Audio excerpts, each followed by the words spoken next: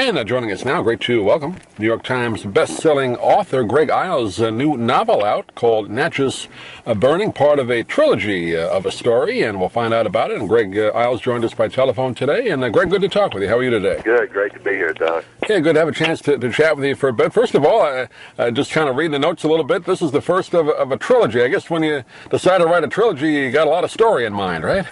Well, I didn't really set out to write a trilogy. I was going along. My last book had been #1, and I thought life was great, and I started writing this book about my hometown and my family and race in the South, and I realized one book wasn't going to hold it. And right about that time, I pulled on the Highway 61, and a truck hit my driver's door going 70 miles an hour. And a week later, I woke up missing a leg. I've been in a coma for a week, and had a little different outlook on life at that point. And at that point, I just decided, you know what? If I'm writing about subjects this serious, I'm not going to pull any punches. I don't care if it sells. I don't care what my agent says, my publisher says. And that's how this thing grew into 3 books. And it really, to my amazement, has broken out and become this phenomenon, which I never expected.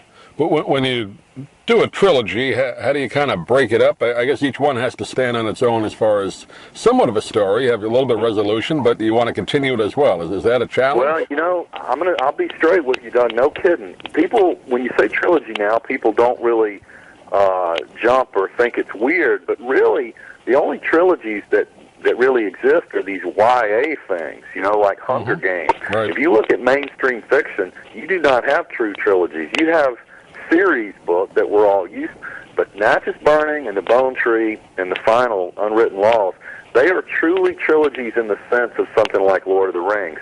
You can't really read the second one unless you've read the first one. Now, I provided some catch-up there, and you could, but this is why it was such a gamble to do this, for me, for the publisher, everybody, because the public could have just turned their back on it and said, no, I'm not going to read through 2,000 pages of a trilogy because I don't have time. But oddly enough, a week and a half ago, and I can only say a little about this, a week and a half ago I signed a deal for the Natchez Burning trilogy to literally be the next Game of Thrones or True Detective on cable TV. And it's just, this whole experience has blown my mind. When I set out to do the least commercial thing I thought I'd ever done, and it's just exploded in popularity. So I'm just confused by it. Well, that's great. With television now, particularly cable TV, really becoming the best programming on TV. They're always looking for content, so this would fit right in with that. That's great to hear. Isn't it ironic? If you went back just 5 years, you'd find A-list actors wouldn't go within a mile of TV, and now that's where every one of them wants to be. Yeah, it's almost the obscure cable channels of years ago, like AMC with the Mad Men, and like you said, some of those other shows that are on the cable. That's where the great writing is and the great content. So that's people look forward to seeing it. But you have like you said, you grew up in Natchez, Mississippi, so you know firsthand at least all the areas of this, and I'm sure a lot of the people you've run into, whether they're fictional or not, they're based on people you've read about or met, right? Well, you know what I say. All writers are writing about themselves, and if they tell you they're not, they're either lying or they don't know they're lying, and they need psychological help. Okay. Talk a little bit about I don't like to give anything away, so talk a little bit about the plot line for people that haven't heard about it before. Really, I'll tell you what, a couple of critics said some good things that'll give you an idea. One said, this is William Faulkner for the Breaking Bad generation.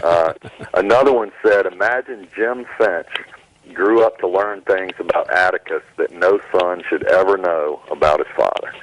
So, on one hand, it's a very personal story of a son who, like I did, had a beloved and perfect father, finding out that maybe his father wasn't at all the man that he thought he was. And then that leads into some unsolved civil rights murders from the 60s, and those are very much based upon real cases investigated by a heroic friend of mine, a reporter at a tiny little newspaper in Faraday, Louisiana, who outpaced the FBI and with no resources did some remarkable work uncovering the complicity of the most violent Ku Klux Klan offshoot in history. So it's pretty intense stuff. Yeah, the whole KKK thing, I think, is mostly misunderstood. I guess there are people that have never seen it. You've seen things on TV about it. So as terrible as they are, it's kind of fascinating, I guess, to write about that, what they did and what they continue to do. Right? Well, you know what's funny about it is that in the North, people generally think, oh, the Klan was a big factor here, or they're still around. In truth, the mainstream Klan by 1965 was so thoroughly infiltrated by the FBI that they were largely ineffectual. But in contrast to that, groups like the one I've written about, which was called the Silver Dollar Group, these were highly secretive, very violent guys. The only identification they had was each man carried a silver dollar minted in the year of his birth.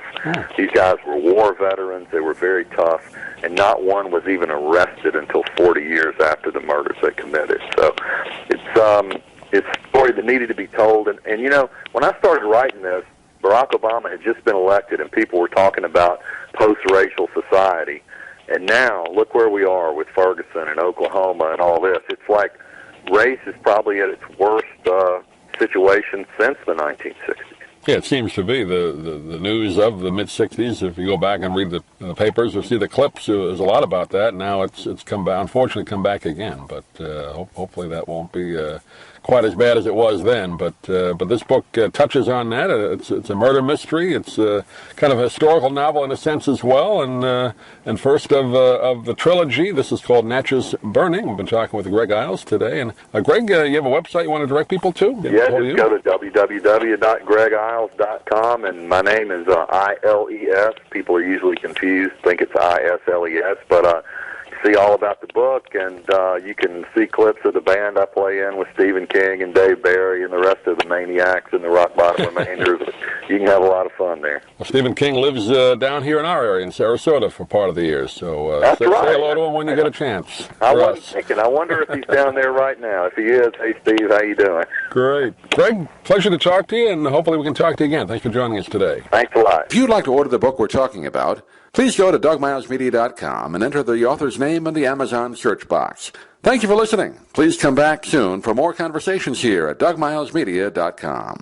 This has been a presentation of Doug Miles Media, all rights reserved. You can listen to or download previous programs at iTunes, Stitcher.com, or DougMilesMedia.com.